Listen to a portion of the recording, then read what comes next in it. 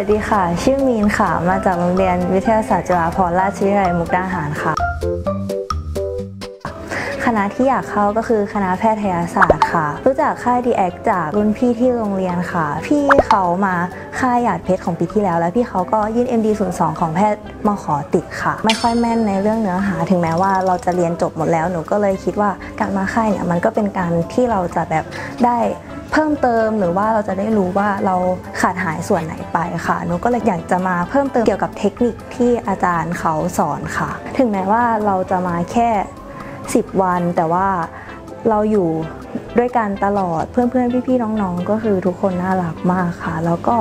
อาจารย์เนี่ยเป็นกันเองมากๆถึงแม้ว่าเนื้อหาวิชาจะหนักเนี่ยแต่ก็เป็นการเรียนที่ไม่ตึงเครียดค่ะแต่เราก็สามารถแบบรับได้เรื่อยๆแล้วก็เพื่อนในค่ายเนี่ยก็ดีมากๆค่ะก็คือแป๊บเดียวก็รู้จักแล้วก็สนิทกันแล้วค่ะก็เลยไม่ได้รู้สึกเกรงถึงแม้ว่าจะมาคนเดียวหรือว่าจะมากี่คนเราก็เป็นเพื่อนกันได้ทุกคนค่ะก็เลยคิดว่าในค่ายเนี่ยเป็นมิตรภาพที่ดีเลยแล้วก็อาจารย์ทุกๆคนเนี่ยก็ใจดีมากๆเป็นกันเองมากๆพร้อมที่จะให้ความรู้พวกเราตลอดเวลาหนูชอบตรงที่เขาเนี่ยไม่ค่อยเน้นกิจกรรมมากมายแต่ก็จะมีมาให้เรื่อยๆสอดแทรกระหว่างที่เราเรียนเนื้อหาเพื่อให้ไม่ให้มันตึงเครียดเกินไปแล้วก็อาจารย์ทุกคนเนี่ยก็เต็มที่กับการสอนกับพวกเราแล้วก็ทุกคนเนี่ยก็พร้อมที่จะรับมากๆมันเป็นบรรยากาศที่กระตุ้นให้เราเนี่ยสามารถแบบตื่นตัวในการมาเรียนได้ค่ะแล้วก็เทคนิคต่างๆแต่ละวิชาเนี่ยหนูคิดว่ามันเป็นเทคนิคที่ดีเลยที่เราเรียนรู้เทคนิคใหม่แล้วก็ไปใช้ในห้องสอบคือเราสามารถนำมาประยุกต์ใช้กับตัวเองได้หนูคิดว่าหนูชอบทุกวิชาเลยที่มาเรียนที่นี่อย่างเช่นชีวะเนี่ยหนูเป็นคนที่ค่อนข้างที่จะไม่ค่อยรู้ลึกมากๆแต่พอมาเรียนที่นี่ก็รู้สึกว่ามันมีอะไรที่เราเนี่ยต้องไปเพิ่มเติมอีกเยอะเพราะงั้นเนี่ยมันก็เป็นการที่ทำให้เราเนี่ยกระตุ้นในการเรียนค่ะแล้วก็ที่หนูประทับใจมากๆเลยก็คือวิชาอังกฤษค่ะส่วนตัวเนี่ยหนูเป็นคนที่ชอบวิชาภาษาอังกฤษอยู่แล้ว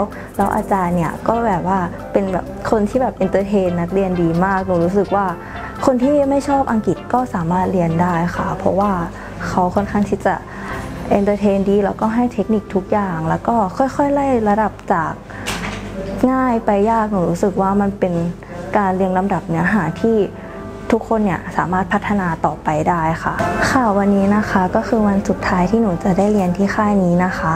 หนูอยากจะขอบคุณพี่ๆทุกคนรวมถึงพี่ๆสตาฟของค่าย DX แล้วก็คณะอาจารย์ที่มาช่วยติวในตลอด10 วันที่ผ่านมาค่ะหนูดีใจมากที่ได้มาค่ายนี้หนูจะนำความรู้ที่อาจารย์มอบให้เนี่ยไปพัฒนาตัวเองต่อไปจนถึงวันสอบค่ะและหนูก็จะทำความฝันของหนูให้เป็นจริงค่ะหนูขอบคุณที่พี่ๆสตาฟทุกคนเนี่ยช่วยดูแลพวกหนูมาตลอดหนูดีใจค่ะ